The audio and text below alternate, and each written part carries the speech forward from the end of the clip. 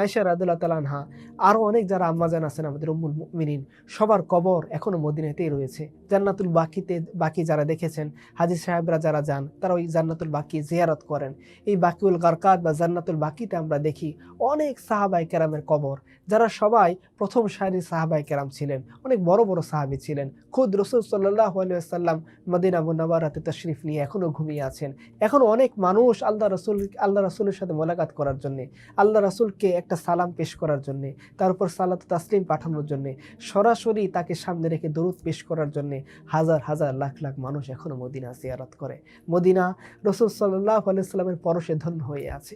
এই যে মদিনা, একটা চিন্তা করা যাক, রাসূল সাল্লাল্লাহু আলাইহি ওয়াসাল্লামকে পাঠানো হলো মক্কায়, রাসূল সাল্লাল্লাহু আলাইহি ওয়াসাল্লামের জন্ম হলো মক্কায়, রাসূল সাল্লাল্লাহু আলাইহি ওয়াসাল্লাম ৪০ বছর পর্যন্ত রয়ে গেলেন মক্কায়, এরপরে দাওয়াতি মেহনত করলেন মক্কায়, কিন্তু তার রোজা, তার তিনি যেখানে ঘুমিয়ে আছেন সেই স্থানটা হলো মদিনা। তার অন্তিম কাল যেখানে কেটেছে সেটা হলো মদিনা।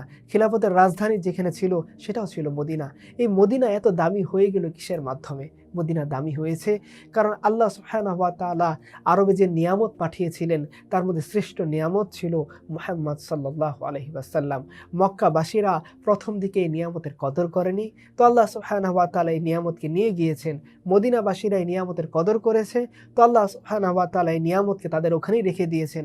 ধর্মের মধ্যে শ্রেষ্ঠ নিয়ামত মুহাম্মদ সাল্লাল্লাহু আলাইহি ওয়াসাল্লাম, এই নিয়ামতকে মক্কার লোকেরা কদর না করার কারণে আর মদিনার লোকেরা কদর করার কারণে মদিনাতে এই নিয়ামত আল্লাহ সুবহানাহু ওয়া তাআলা নিয়ে গিয়েছেন মক্কা থেকে। এই যে এর মাধ্যমে আমরা কি বুঝতে পারি? এর মাধ্যমে ওইটাই বুঝতে পারি যেটা আল্লাহ সুবহানাহু ওয়া তাআলা আমাদেরকে শিখিয়ে দিয়েছেন, লা ইন শাকারতুম লা আযীদান্নাকুম ওয়া লা ইন কাফারতুম ইন্না আযাবি লাশাদীদ। যদি তোমরা আমার নিয়ামতের শুকরিয়া আদায় করো, আল্লাহ সুবহানাহু ওয়া তাআলা আমাদেরকে লক্ষ্য করে বলছেন যে হে বান্দারা, যদি তোমরা আমার নিয়ামতের শুকরিয়া আদায় করো, আমি যে নিয়ামতগুলো তোমাদেরকে দিয়েছি এর যদি যথাযথ কদর করো, তাহলে আমি তোমাদেরকে আরো বাড়িয়ে দেব। আর যদি আমার নাফরমানি করো, আমার নিয়ামতের না শুকরিয়া করো, তাহলে আমি তোমাদেরকে কিন্তু কঠিন আযাবের ভয় দেখাচ্ছি। কঠিন